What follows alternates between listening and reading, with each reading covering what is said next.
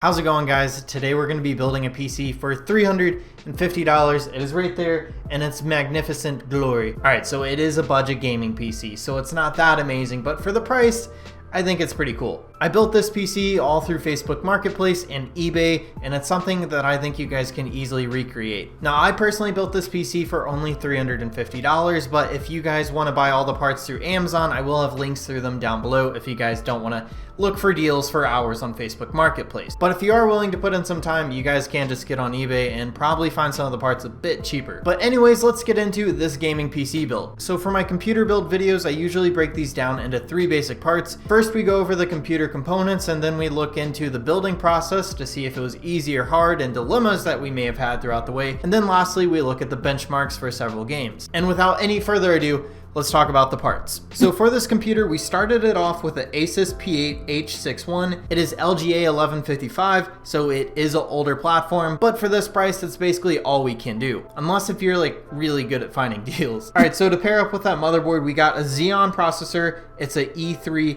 1225. That CPU is clocked at 3.1 gigahertz and it is a 4-core 4-thread processor. For selling PCs, I usually don't like overclocking stuff. Personally, I just don't like overclocking a lot because I just like having dependable equipment for a long time, and especially if I'm selling this as like a mid-tier PC, I don't think there's really a need to overclock. It's just some extra stuff that someone else may not want to deal with. So for the RAM, we got some 8 gig DDR3 ballistic RAM. It is running in single channel. Usually I don't like doing that, but it was all I had at the moment. This RAM was free to me because I already had some, but this would usually cost you around $20. For the graphics card, we have an EVGA 750 Ti. This is a very budget-friendly graphics card, and especially with the way graphics cards are priced, it's kind of hard to find something around $100. This GPU is a 2 gig card, so it is similar to the 770, it's just a 750 Ti. They're pretty good. Personally, I really like these for budget builds like this. I think they really get people into gaming in the first place. If they want to go into like Warzone and stuff like that, then they may want to upgrade. For storage, we just have a 240 gig SSD by Kingston. And then for the power supply, we have a 500 watt Cooler Master. And I got that for only $33 on eBay. Probably one of the coolest parts about this build is the case that we got for under $60, and it is the Montech X1.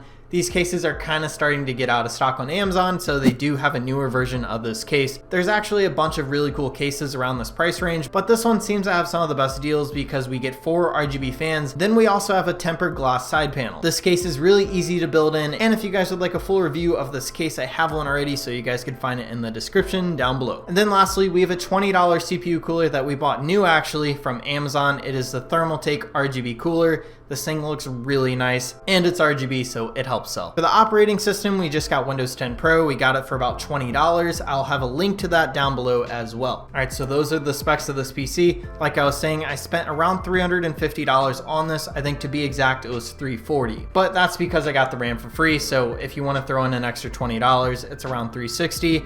Obviously, if you get better deals, you can lower this. If you don't spend as much time and you get worse deals, it's going to be a bit higher. So when I built this PC, everything went really smooth. The hardest part is definitely attaching that heatsink to the CPU. For whatever reason, you really have to bend it to get it on the socket, but it eventually works. You just feel like everything's going to break, but it all works out in the end. A few things to note: I did take the exhaust fan out in the back, which I know is probably a no-no, but I like to take those out because you still get the looks of the front, but I get to keep a fan for another build. One downside about this motherboard was that it didn't have a USB 3 port on it, so I couldn't attach the front panel headers, but we do have 2 USB 3s on the back still. So basically what I do for that is I just put some electrical tape over the USB 3 on the front so people know not to use it. The pins for the front panel is also really weird. I've never seen them laid out the way they were. I guess it's just an older motherboard, so it's something I'm not used to. Eventually I just got on Google and I figured out how to put the front panel headers in. Everything seemed to work fine. If you guys would ever like a full build tutorial, let me know because I'll definitely be making one soon. I just want to make sure you guys actually want one before I go through the effort of making that entire video. A few things that you guys could do to make the system run even better just for a little bit more money would be adding a 1 terabyte hard drive so you guys could store more games, and then also getting dual channel memory, so just getting 2 4 gig sticks or 2 8 gig sticks. I think this would help this PC out a lot, or you guys could just spend the extra money for a better GPU. This is an older processor, but it is a Xeon. They're pretty fun to mess with, and I had to have a Xeon build, so that's why I chose this processor. All right, so let's get into benchmarks. So I tested 3 games. So let's start with Fortnite. On high settings, we got 40 FPS. And then on medium, we got 100 FPS. For Apex Legends, we got 80 FPS with optimal settings.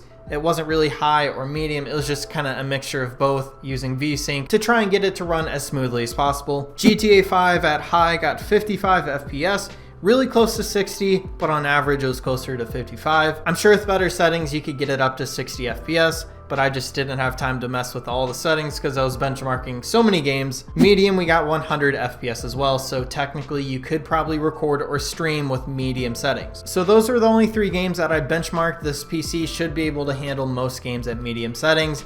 Just please don't play Cyberpunk with this because you need a beefy computer for that game. So anyways, that is a $350 budget gaming PC. If you guys would like to build one, I'll have all the parts down below, or at least equivalent things that I know will work with the system. If you guys found this video helpful, show your appreciation by hitting that like button. It really helps me out. If you guys enjoy tech content, make sure you guys consider subscribing because we're making a lot more tech content like this.